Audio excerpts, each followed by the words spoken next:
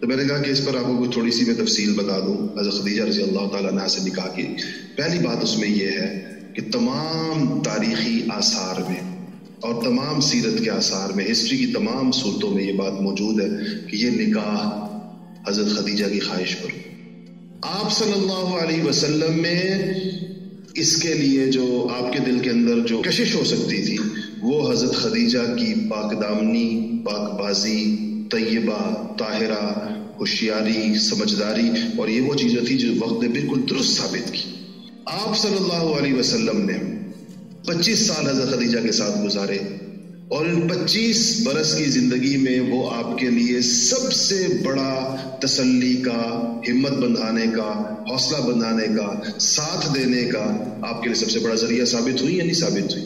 اور یہ انتخاب کتنا درست ثابت ہو.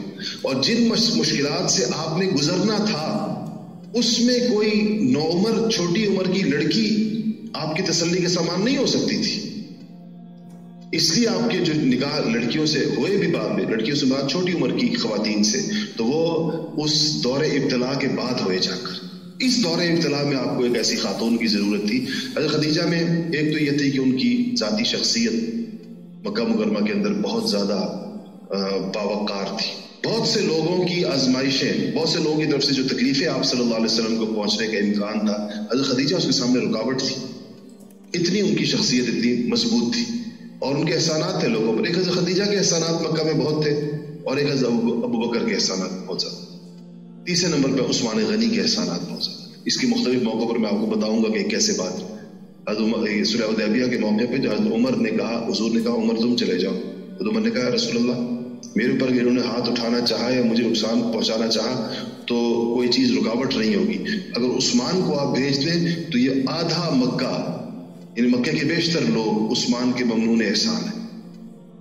عثمان کے ان پہ احسانات ہیں، ان کی نگاہیں شرمائیں گی عثمان کے اوپر کوئی اٹیمپٹ کرتے ہوئے. اور واقعی اسی طرح ہوا. حضرت عثمان جب حضور نے بھیجا تو دیکھیں کہاں اتنا. آخر حدیبیہ میں جا کر اس کی تفصیلات پڑھیں گے.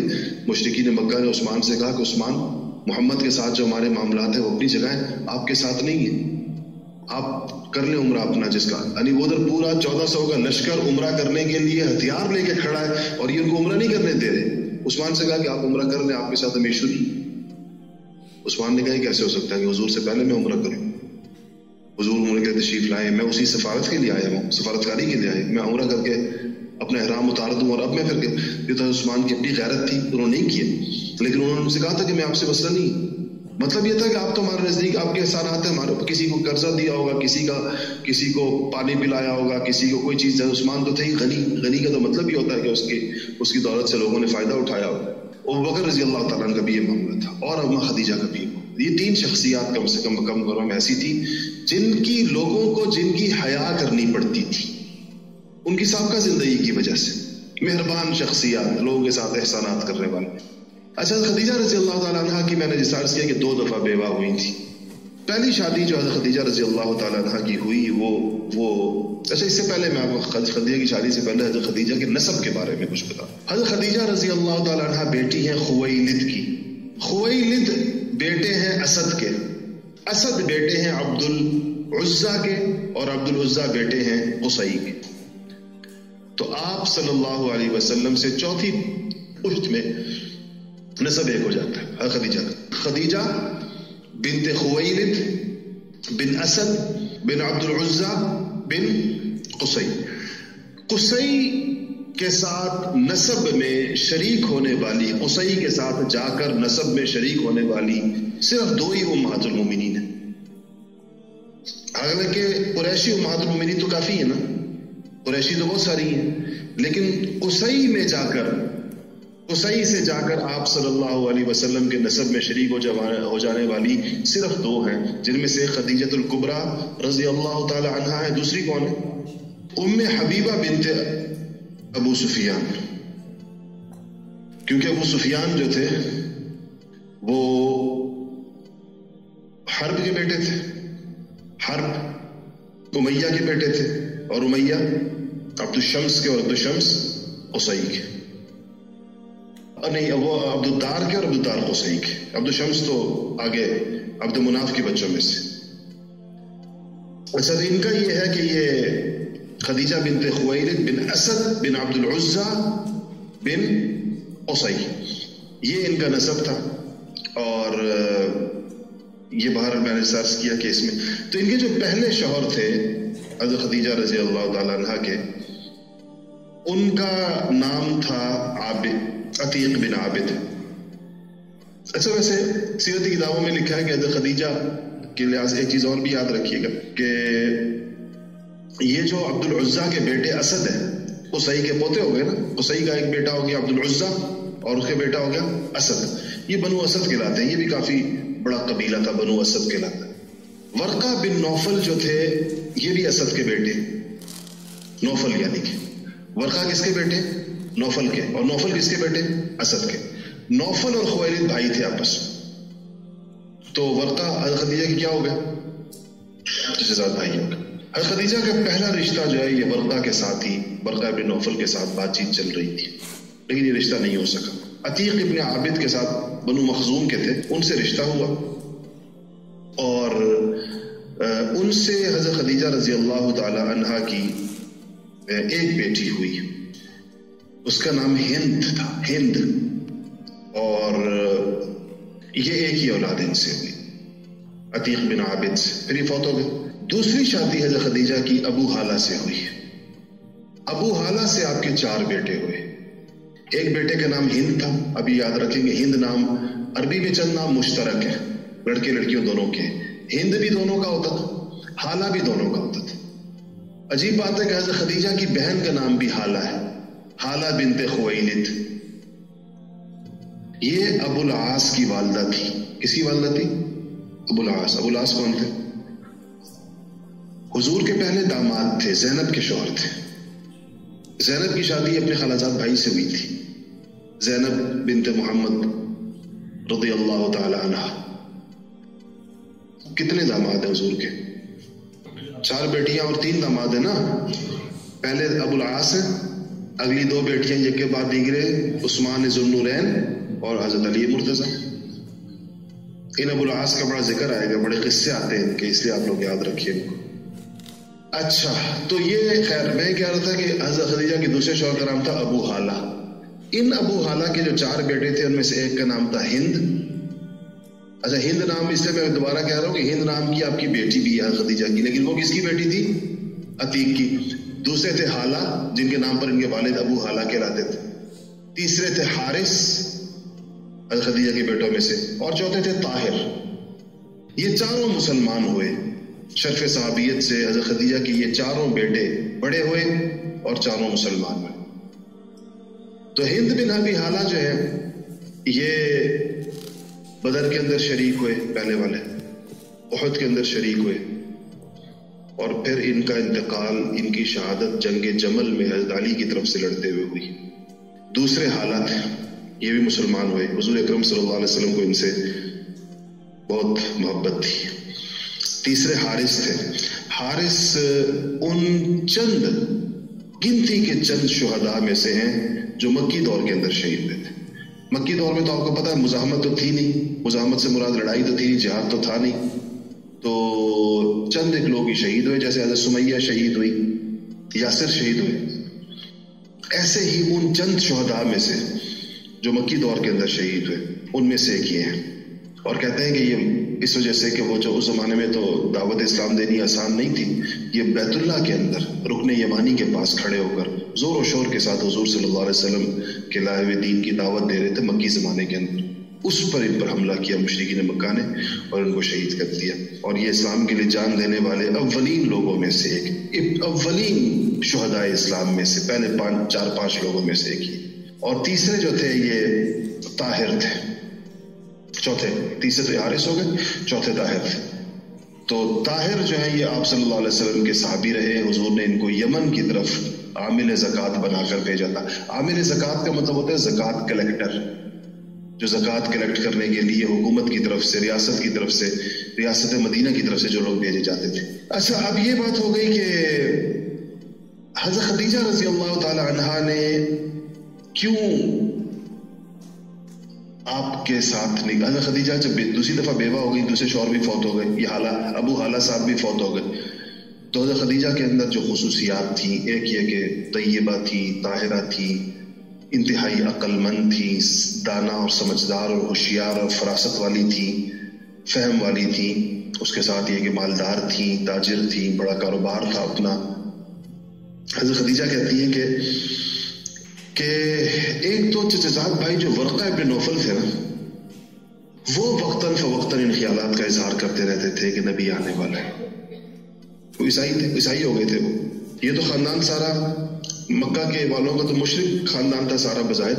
ورقہ ابن نوفل اپنی کوئی دین پسندی کی وجہ سے، کوئی دین کی طرف رجحان کی وجہ سے عیسائی ہو گئے تھے. اچھا، اس زمانے میں جن لوگوں کو بھی دینی جذبہ پیدا ہوتا تھا وہ عام طور پر عیسائی ہو جاتے تھے. جیسے سلمان فارسی عیسائی ہو گئے تھے صدی کے لوگ پہلے، تو وہ روحانیت کی تلاش کے اندر لوگ عیسائیت کی طرف چلے جایا کرتے تھے. تو ورقہ کہتے رہتے تھے ہر وقت کہ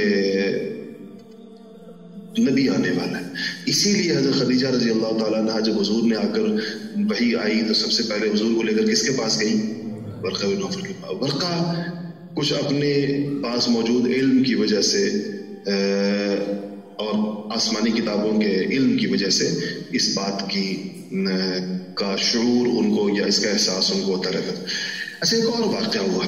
مکہ کے اندر خواتین اکٹھی ہوتی تھیں اور یہ ایک قسم کے ایک گیٹ ٹوگیدر خواتین کی ہوتی تھی.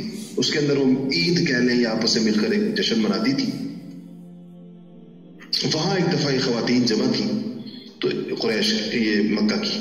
تو ایک یہودی آیا اور اس نے آ کر کہا، حالانکہ مکہ میں یہودی نہیں ہوتے تھے، آپ کو پتہ، باہر سے آیا ہو، مدینہ سے آیا ہوگا، کہیں اور سے آیا ہوگا.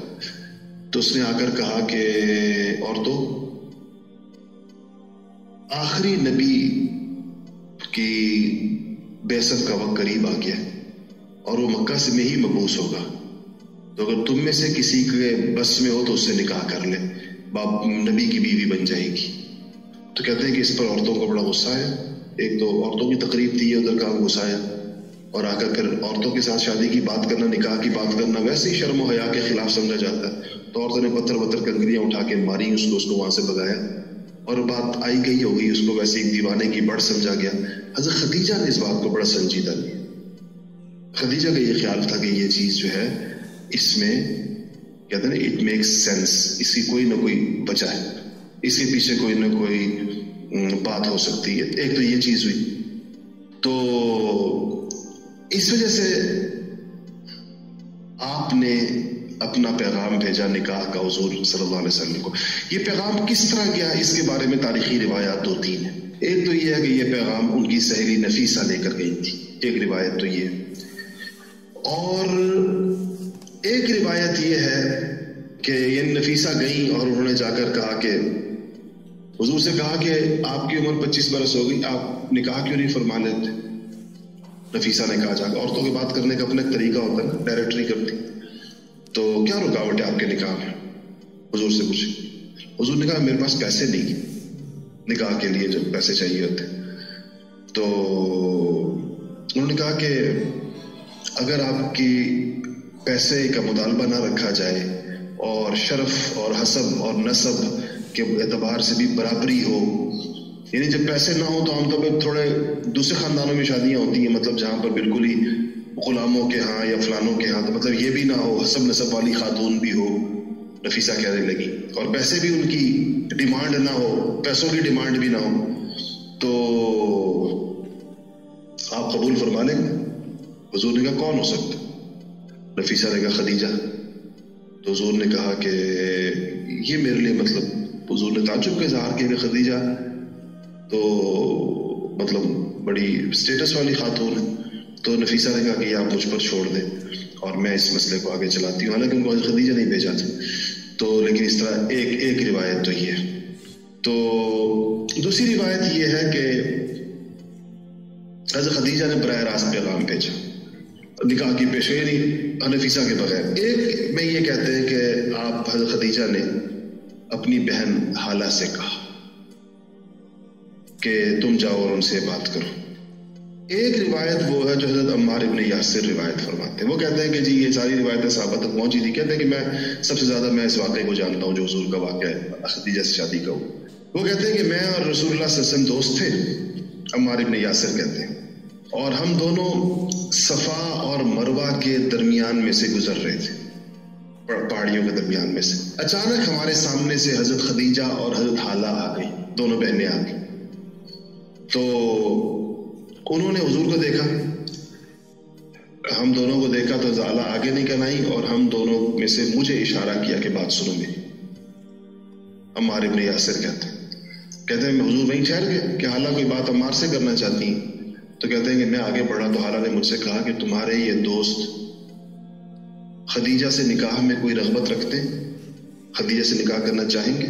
تو میں نے کہا کہ واللہ مجھے نہیں معلوم، انہوں نے کبھی کوئی ایسی کوئی بات مجھ سے نہیں کی۔ تو آپ واپس آئے؟ ان کا ٹھیک ہے۔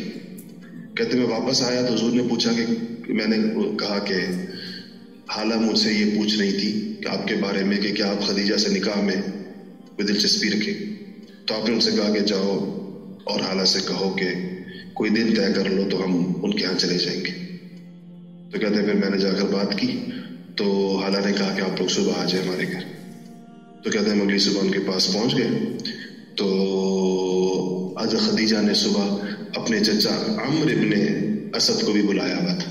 اسد کے ایک بیٹے تو نوفل تھے، ایک بیٹے خویلد تھے، ایک بیٹے عمرو تھے۔ خویلد کی بیٹی خدیجہ اور حالہ تھی، اور نوفل کے بیٹے ورقہ تھے، اور یہ ایک اسد کے بیٹے جو تیسرے بیٹے جو تھے یہ عمر تھے۔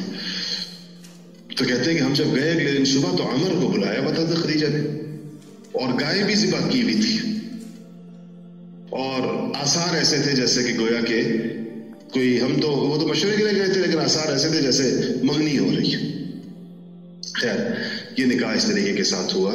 اس وقت حضور صلی اللہ علیہ وسلم کی عمر 25 برس تھی، حضرت خدیجہ کی عمر 40 برس تھی۔ نکاح کی تقریب ہوئی۔ اچھا اس کے بعد اور روایات ہیں کہ جب یہ بات ہوئی تو آپ نے ان سے کہا کہ پھر حضرت اپنے چچاؤں کو انوالو کیا، خاص طور پر جناب ابو طالب جو آپ کے چچا بھی تھے اور والد کی جگہ پر بھی تھے، وہ آئے۔ حضرت خدیجہ کے چچا، بعض روایات میں حضرت خدیجہ کے والد کا بھی اس تقریب میں ذکر ملتا ہے، لیکن بیشتر مورخین اور سیرت نگار اس کو تسلیم نہیں کرتے۔ وہ کہتے ہیں خدیجہ کے والد اس وقت زندہ نہیں تھے۔ تو یہ لوگ آئے، حضرت حمزہ تقریب میں موجود تھے اور ورقہ بن نوفل موجود تھے تقریب کے اندر۔ حضرت خدیجہ کا نکاح کس نے کیا؟ تو حضرت خدیجہ کی طرف سے تو چچا تھے اور حضور کی طرف سے بھی چچا تھے، ابو طالب تھے۔ جناب ابو طالب نے خطبہ نکاح پڑھا۔ میں یہ خطبہ نکاح چاہ رہا تھا کہ آپ کو ذرا پڑھ کے سناؤں، غور سے سنیے گا۔ عربی میں اگر آپ کو پڑھتے اگر آپ کو تھوڑی سی بھی عربی کی سمجھ بوجھ ہوتی تو آپ اس کی فصاحت، اس کی بلاغت، اس کی معنویت، چند جملوں میں کیا آسمان باتیں انہوں نے کی، آپ کو بڑا مزہ آتا ہے۔ لیکن میں آپ کو مجبور ہوں کہ اسے اردو کے اندر بتاؤں، کیونکہ زبان یار من ترکی و من ترکی نمی دانم۔ تو کیا ہے وہ کیا کہا انہوں نے؟ کہا دیکھیں اب ان کے الفاظ سنیں۔ الحمدللہ الذی جعلنا من زرع ابراہیم، یہ سب وذریت اسماعیل۔ کہا کہ سب تعریفیں اللہ تعالیٰ کے لیے ہیں جس نے ہمیں ابراہیم کی کھیتی سے، اسماعیل کی نسل سے، معد کی اصل سے اور مضر کے نسب سے پیدا فرمایا۔ ابو طالب نے کہا معد بن عدنان، عدنان کے بیٹے معد تھے، اور مضر اس سے نیچے، مضر، معد، اسماعیل، ابراہیم، اپنے 4 دادوں کا ذکر کیا ابو طالب نے۔ کہ تمام تعریفیں اس اللہ کے لیے جس نے ہمیں سیدنا ابراہیم کی کھیتی سے، اسماعیل کی نسل سے، معد کی اصل سے اور مضر کے نسب سے پیدا فرمایا۔ ہمیں بیت اللہ کا پاسبان، حرم شریف کا رکھوالا اور منتظم بنایا۔ ہمارے لیے ایسا گھر بنایا جس کا حج کیا جاتا ہے۔ ہمیں ایسے حرم سے نوازا جو امن کا گہوارہ ہے۔ ہمیں لوگوں کا حکمران بنایا اور جس شہر میں ہم رہتے ہیں اسے برکات سے نوازا۔ ایسا لگتا ہے جیسے کوئی شیخ الحدیث بیان فرما رہے ہیں، یہ ابو طالب کا بیان، مسلمان بھی نہیں تھے۔ اور کہا کہ حقیقت اور واقعہ یہ ہے کہ میرے بھتیجے محمد ابن عبداللہ کے شرف اور وقار، اعلیٰ ظرفی اور فضیلت و دانائی کا قریش کے کسی بھی آدمی سے موازنہ کیا جائے تو محمد کا پلڑا بھاری نکلے گا۔ جس سے بھی مقابلہ کیا جائے یہ اس سے بڑھ کر عظمت والے ثابت ہوں گے۔ تو کہا کہ اگر ان کے پاس مال کم ہے تو مال آنی جانی چیز ہے، ڈھلتی پھرتی چھاؤں ہے، عارضی متاع ہے، اور محمد وہی ہیں جن کی قرابت داری سے تم سب بخوبی آگاہ ہو۔ وہ خدیجہ سے شادی کے خواہش مند ہیں اور خدیجہ بھی ان کی طرف رغبت رکھتی ہیں، خدیجہ بھی ان کی طرف رغبت رکھتی ہیں۔ جو حق مہر تم لوگوں نے طلب کیا ہے وہ میرے مال سے فی الفور ادا کیا جائے گا۔ اللہ کی قسم وہ محمد بہت بلند شان کے حامل ہوں گے اور ان کی خبر ہر سو پھیل جائے گی۔ یہ خطبے تھا ابو طالب کا۔ تو خیر مہر کتنا طے ہوا؟ 12.5 اوقیہ چاندی، یہ تقریباً 1500 گرام چاندی بنتی ہے۔ 1500 کا آپ 12 پر تقسیم کریں کتنے بنتے ہیں؟ تقریباً 125 گرام، 125 تولے، 125 تولہ چاندی، 125 تولہ چاندی۔ بعض حضرات کہتے ہیں کہ 20 اونٹ تھے، تو لوگ کہتے ہیں کہ 20 اونٹ اور 125 تولہ چاندی یہ برابر بنتے تھے اس زمانے کے اندر۔ اچھا تو خیر یہ نکاح ہوا۔